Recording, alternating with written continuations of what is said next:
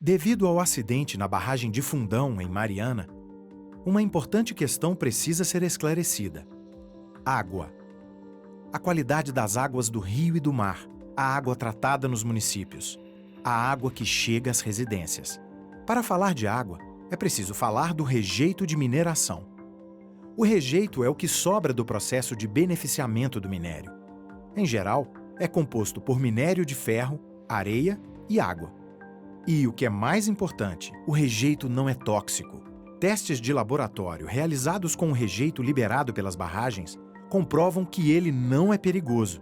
Ou seja, ele não é tóxico, não é corrosivo, não é inflamável. Porém, quando o rejeito entra em contato com água abundante e em movimento, ele libera dois metais, ferro e manganês, típicos dos solos de Mariana e da região da bacia hidrográfica do Rio Doce. Quando o rejeito alcançou a bacia do Rio Doce, a quantidade de ferro e de manganês aumentou momentaneamente, ficando acima dos níveis recomendados para o rio. Mas, de acordo com órgãos estaduais, a tendência é de uma queda gradativa ao longo dos dias. Essa também é a conclusão dos testes realizados por empresas especializadas no Brasil, que vêm recolhendo amostras em dezenas de pontos de medição ao longo do Rio Doce, além do ambiente marinho. De acordo com o plano da bacia hidrográfica do Rio Doce, sua água precisa ser tratada para ser consumida. E isso sempre foi assim. Mas e quanto aos outros metais recentemente detectados no Rio Doce? Estudos indicam que esses metais já se encontravam por lá, depositados no sedimento do rio, e só vieram à tona com a passagem do rejeito. A chegada do rejeito ao Rio Doce deu origem à chamada pluma de turbidez. A pluma de turbidez ocorre quando uma grande quantidade de partículas sólidas ficam em suspensão na água, e isso deixa a água com um aspecto turvo. A passagem da turbidez interrompeu temporariamente o abastecimento de água em alguns municípios da bacia do Rio Doce no mês de novembro. A água do Rio Doce já voltou a ser captada e tratada.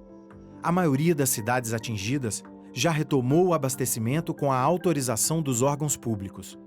Dessa forma, toda a água captada do rio pode ser tratada e servir para o consumo humano, conforme os parâmetros estabelecidos pelo Ministério da Saúde. Para tratar a água turva, foi adicionado um coagulante orgânico de origem vegetal, que possibilitou o processo de decantação e separação da água. Ao final do tratamento, a água fica potável. Mas por que em algumas casas a água ainda está chegando amarelada e com cheiro? Sobre o cheiro da água, a resposta é o cloro. As estações de água precisaram aumentar a quantidade de cloro no tratamento, e isso fez com que a água apresentasse odor. Já a cor amarelada pode estar associada ao fato do abastecimento ter sido interrompido. Com a ausência da água, é normal que no retorno do abastecimento, sedimentos que estejam nos canos se soltem, deixando a água amarelada. Além disso, parte dessa coloração também se deve ao uso do cloro no tratamento da água. Espera-se que aos poucos a água volte ao normal em todas as localidades impactadas, o que já está acontecendo na maioria das cidades. Testes de qualidade realizados diariamente confirmam que a água do rio, quando tratada, é potável, não oferece risco à saúde e é apropriada para uso nas necessidades domésticas.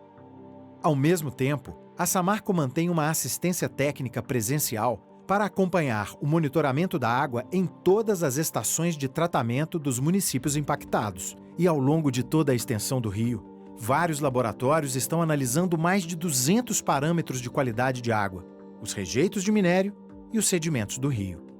Estamos buscando resolver os problemas gerados o mais rapidamente possível, porque esse é o compromisso da Samarco: esclarecer, buscar soluções, fazer o que deve ser feito.